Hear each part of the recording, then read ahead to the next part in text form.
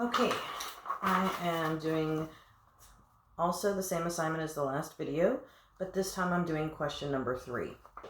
So question number 3 says that the MD writes an order for ibuprofen 3 milligrams / kilogram, that means 3 milligrams per kilogram by mouth every 6 hours for pain for a child. The child weighs 73 pounds. The pharmacy dispenses you with 50 milligrams per / 2 ml. How many mLs will you administer per dose? Okay, so the trick here, the trick in this question is now we're dealing with children's medications. If you have any interest in working in pediatrics, you're going to have to know how to do this. We give medication to children based on their weight a lot of times. So if they're 10 pounds, they're going to get a certain amount. If they're 20 pounds, they'll get more. If they're 30 pounds, they get more, etc., etc. So the first thing you have to know is how to convert pounds to kilograms, because in pharmacology, it's always done per kilogram, not per pound. So 1 pound equals 2.2 kilograms. Okay, that's across the board, always 1 pound equals 2.2 kilograms.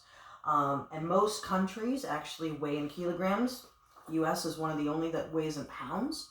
And a lot of the scales that we use in the classrooms even have a way to show kilograms.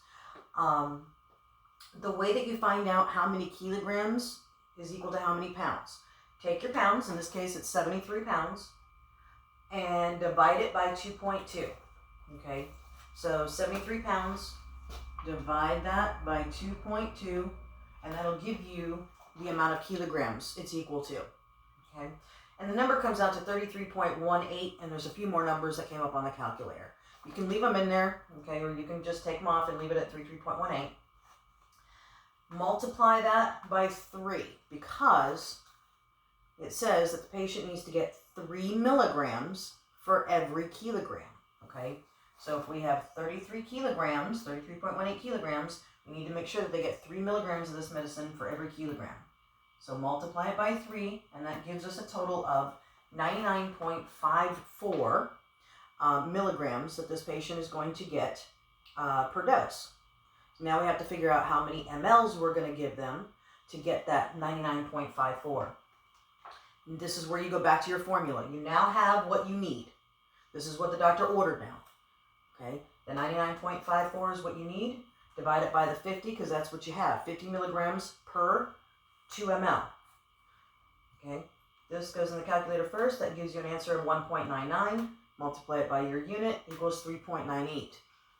Anytime you have these odd numbers, remember I've said in other videos, always ask your doctor if they want to round it, and if they want to round it up a little, down a little. But the answers that you were given as choices on this page, 3.9 is the closest answer.